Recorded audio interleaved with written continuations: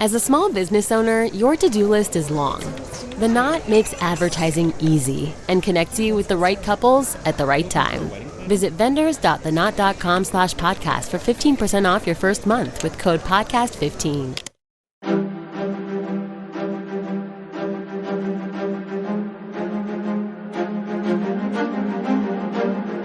Hello, and thank you for listening to The History of World War II podcast, episode 158, Leningrad Under Siege. When we last left the detailed telling of the civilian populace of Leningrad, Zhukov had just saved the city with a series of counterattacks. Stalin, the non-military man, was hoping for much more out of it than Zhukov. Still, the Germans were beaten back, unable to take Volkhov just below Lake Ladoga, unable to get past Tepkin, nor link up with the reluctant Finns on the southeastern corner of the lake. By then, the calendar showed October, and the weather was changing. Also by then, the Germans controlled two narrow land corridors, one just west of Leningrad, as the Soviets still held Oranienbaum to the corridors left, along the coast. The other was just below Leningrad, which touched the large lake. Throughout October, Stalin pitted his will against Hitler's, as both men directed their generals to take, or retake, as it were, the area to the east of the city, but just west of Ladoga. If the Germans held the area, the rail line to Moscow was cut off. If the Soviets reclaimed it, perhaps vital supplies could get through. But the Soviet Sinyavino offensive of October, though it stymied the Germans, was not all the Stavka had hoped it would be. Now came the real struggle. Yes, the Germans were outnumbered. Yes, the land they were attempting to traverse and conquer was its own nightmare. But for Der Führer, this was where National Socialist spirit would show its wonders, its strength, the fact that it was superior to Stalin's communism. As Barbarossa went on, Hitler would get more involved, moving his headquarters to the specially built Wolf's Lair outside Rastenburg of East Prussia. Whereas Stalin knew he could not leave the capital, as everyone would lose heart, and that seemed the only thing keeping these soldiers going. Yes, many, if not most in Russia, hated their government. But now that Germany had invaded, the Russian people hated them even more. As the Sovnform, the Communist Party's newly created information apparatus, kept reporting victories, though only on a small scale, people couldn't help but comment to each other, well, we're winning, but the Germans are still advancing. These poor souls might not have been masters of strategy or tactics, but they knew that was not good. Ironically, better information came from the Sovnform in unintended ways. When a statement was made that said, "Tomorrow we're going to bomb the Germans at such and such city," it was clear to the people that the Germans had made it that far, and the names of the cities got closer and closer to Leningrad, then past it to the south. Throughout September and October, more rules were passed by Soviet officials that forbade gossip or talking over open lines, even within Leningrad. But it did no good. People talked, and more of them were arrested every day, or simply disappeared. And yet the people could hardly be blamed. They were scared and wanted to know what was going on. But Stalin had determined they did not need to know. As the Germans came ever closer to the southern approaches to the city, Leningrad went through its own blackout. Tram conductors no longer called out the names of a stop, street signs were painted over, and the names of buildings were covered with boards. Asking for directions was taking one's life into their own hands. All this led to a surreal summer and fall for the people of Leningrad. Was there a war on? How could one tell? Everyone acted normal, as to not attract the attention of supposed spies, and everyone thought everyone else was a spy. This wasn't like the movies at all, they whispered to each other.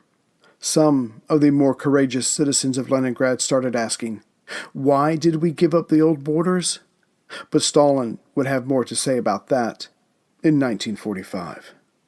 Though it must be said that one reason the city was so quiet was that some 50,000 women and teenagers, the first group couldn't help but talk, and the second wanted to see some action, were sent 100 kilometers southwest of the city to construct new defensive lines.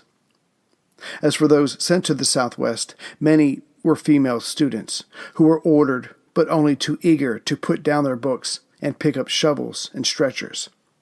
The shovels were for digging a 1.5-meter deep ditch with a 1-meter high breastwork. The stretchers were for carrying the dirt. The crews worked from 5 a.m. to 9 p.m., were told not to wear white, to look out for German planes that may swoop down and strafe them, and no smoking. Within days, even the young were exhausted, but at least they were doing something that might help keep the panzers out. Yet their enthusiasm evaporated just as quickly as their strength.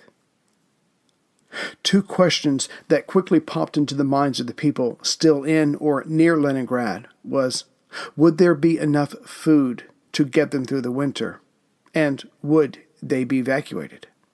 But there wasn't enough time for that now, not that any answers were forthcoming. While lab students dug trenches alongside kids in their early teens, and some had been grabbed so quickly that they were working in their bathing suits or shorts, this had been early on in the war, art students were sent to help pack the city's museums. The Hermitage's valuables, paintings, sculptures, manuscripts, collections of Scythian gold, a series of Babylonian bulls, and Fabergé's snowdrops in jade or crystal. By the end of the week, the first trainload of art was ready to move out to the Urals. Some 500,000 items in 1,000 crates. The museum staff, well, most of them, went out with the artwork. Trains like this left almost every week, while they could. Some of the more well-known items that left, and one can just imagine Goering wanting to get his hands on them for his growing collection at his estate Carenhall, was a Gutenberg Bible, Pushkin's letters, Mary Queen of Scots' prayer book, and the second oldest surviving Greek text of the New Testament. But the thought of food never went far from the people's thoughts. The party kept telling the people that Leningrad's air defenses were such that they would probably never see a German airplane flying overhead. But if that were true, why were there so many people being forced to leave? Was there enough food, or would there be once so many of the population had gone? Either way, rationing started on July 18th.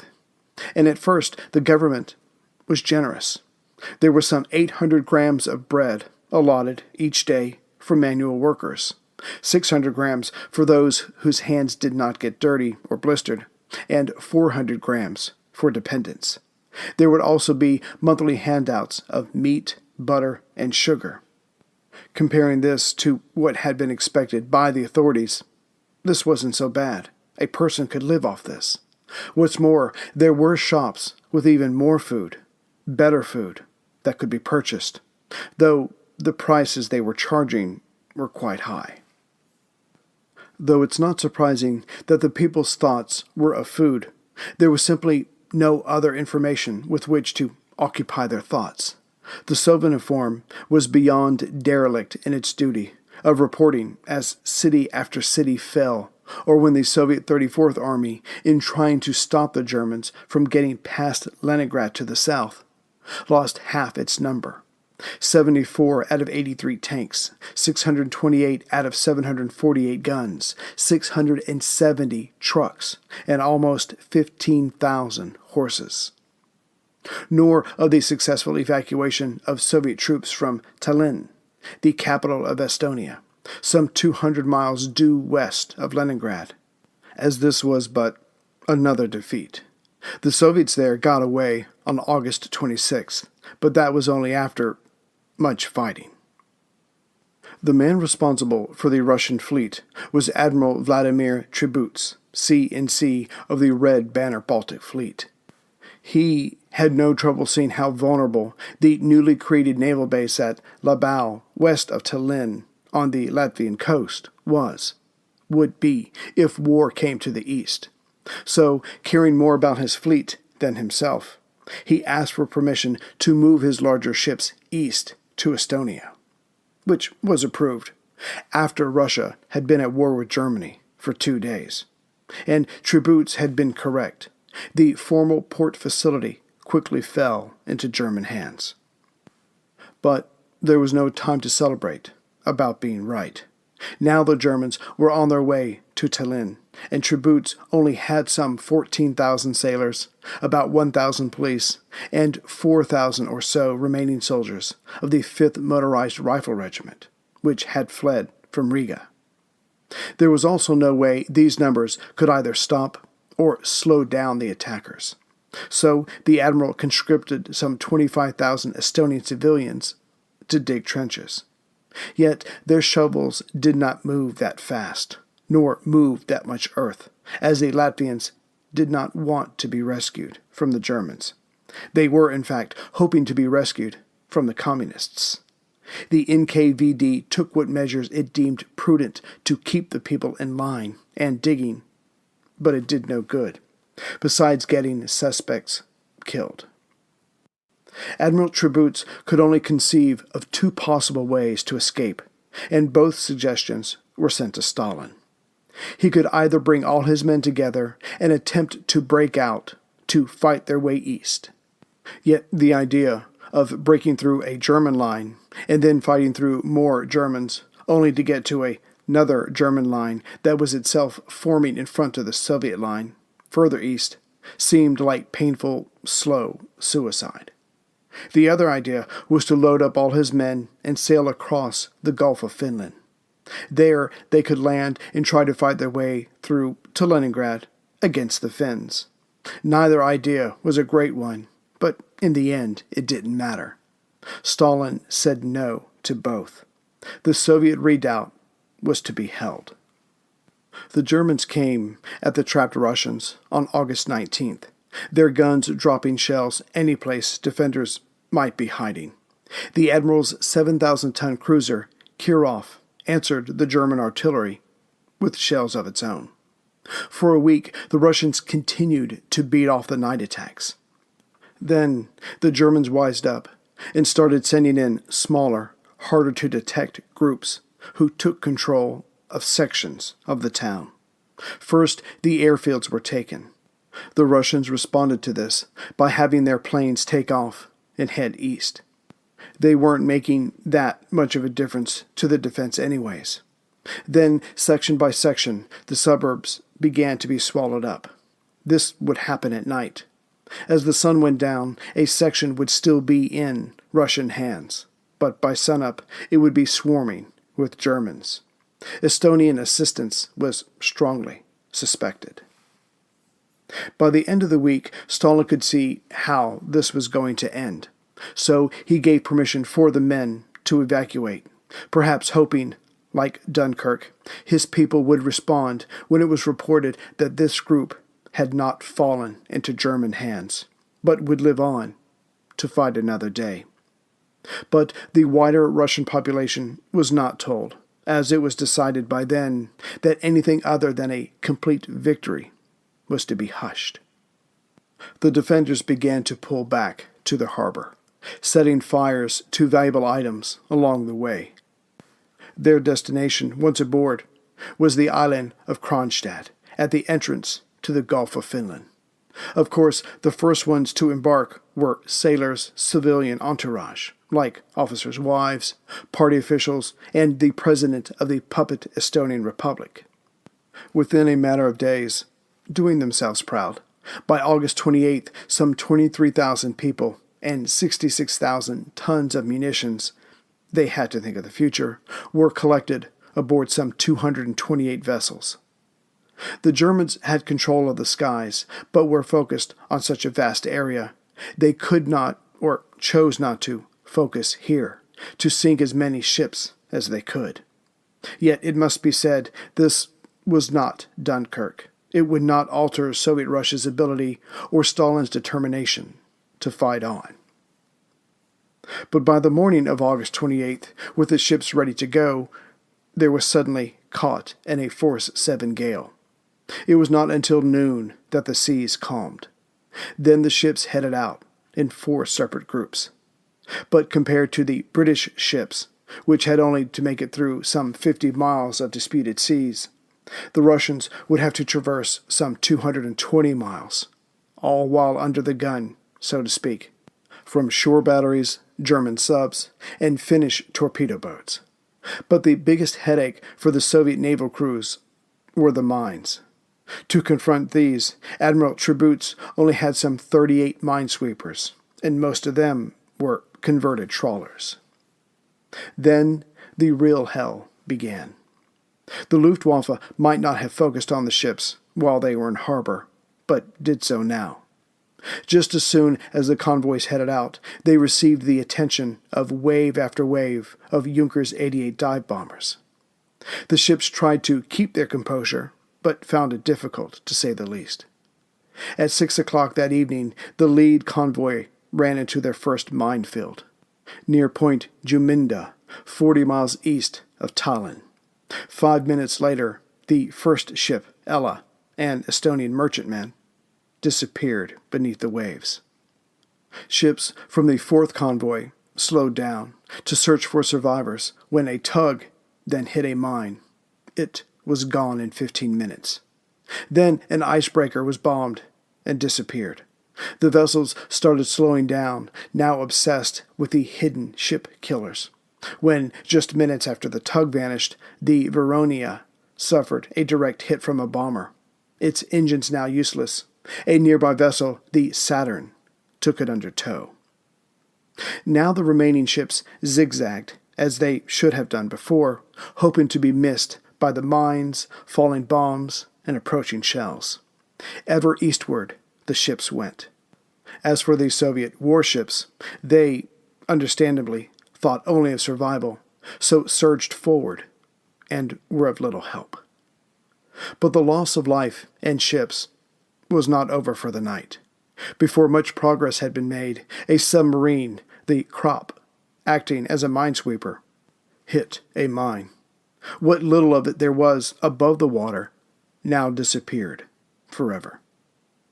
Any formation now amongst the ships was simply a theory, as panic took over. Then the Saturn, still assisting the Veronia, had a hole torn in its side and disappeared. It was 8:30 p.m. Still, the German-laid mines were doing their work. 1 more submarine and destroyer were lost, the latter to a German torpedo. And now that darkness had come, there was no chance of spotting the deadly devices. That night, 9 more ships were lost. Some had been towing, some being towed, but all were lost, with the majority of their crews and passengers. Around midnight, the ships stopped, waiting for daylight and the ability to see the mines. The next day, 6 more ships were lost. 2 were overtaken by Finnish vessels. Those crews were now prisoners of war. In the afternoon, 3 troop transport ships were damaged, but managed to run aground before sinking. The admiral, knowing how Stalin thought, sent small boats to collect the soldiers. The remains of the 5th Motorized Rifle Regiment were picked up to fight another day. It took 4 more days for the convoys to reach their destination, but by then they had lost a total of 65 ships and some 14,000 sailors, soldiers, crew, and civilians. For comparison, these losses of men and vessels were twice as much as when the Japanese fleet attacked the Tsarist navy in Tsushima in 1905. Of course, there would be investigations into this retreat later. Some were arrested, others shot, but the men, in whatever position, were simply doing what Stalin had done. Waited until escape was absolutely necessary, and then did it poorly, without adequate resources. But no one said that out loud, of course. When news of the German invasion shot across the country, many Leningraders volunteered for the army. They were angry at Nazi Germany. Didn't they have a treaty? But there was more to it than patriotism. Some were hoping to steer clear of being conscripted for medical training by the Military Medical Academy. Who wanted to deal with what was left of a man after being torn apart by a shell? Fighting took one form of courage, or hatred. This was beyond thinking about. Within hours, the party officials of Leningrad were turning away some of those in line, like the one man who had part of his stomach removed during a recent surgery, or the 90-year-old retiree whose father had been taken away by the party and shot, but still believed in communism. Then there were those who, when it was found out, could speak German, were pulled aside for interpreting. Many of them tried to hide their ability as they wanted to get out there so they could get in their shots at the coming Germans. Yet many of them died during the first weeks and months of the war anyways, as the Germans overran all defensive positions. By now, in this Barbarossa series, the phrase inadequately trained has been used ad nauseum, and it was never worse than at the beginning of the war. By the first week of July, Leningrad alone had some 110,000 volunteers. After the NKVD came along and removed those it did not trust. The 1st Volunteer Division was sent to makeshift barracks. Really, it was an emptied-out school or hospital or part of a factory floor. But such was the lack of organization that there were no beds or even mattresses for the recruits to sleep on. Some were still hungover from their celebratory goodbyes from their friends as they were off to kill the Germans. Day 1 consisted of political lectures. Then rifles were passed out. What there were of them. No division, not for a long time, would ever have each man holding a rifle. As for the arms instructors, there was one teacher for each 500 to 600 men. Not that it mattered. After the 3rd day, any formed divisions lined up, as best they could, and marched right out of the city to the front. This was the way of things in late June and throughout July. As the men were marching through the city, the remaining citizens cheered them on. Only once the soldiers were out of town would the units halt, as some of them were ordered to go back into town to pick up their basic supplies and equipment.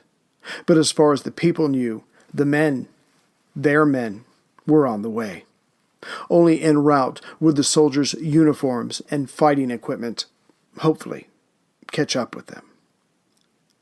Throughout late June, July, and most of August, those Leningraders who did not join or were taken away all had the same question uppermost in their mind.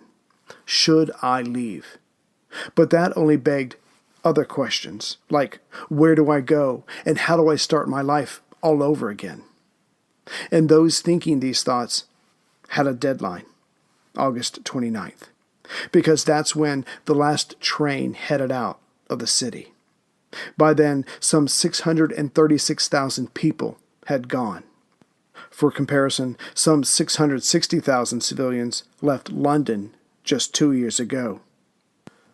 For the remaining 3.1 million people, the Leningraders and those of the surrounding villages, of which some 400,000 were children, but still within the German ring of steel, who chose to stay behind or couldn't get out in time, they were simply putting their lives in the hands of Stalin, the Red Army, and Soviet Russia.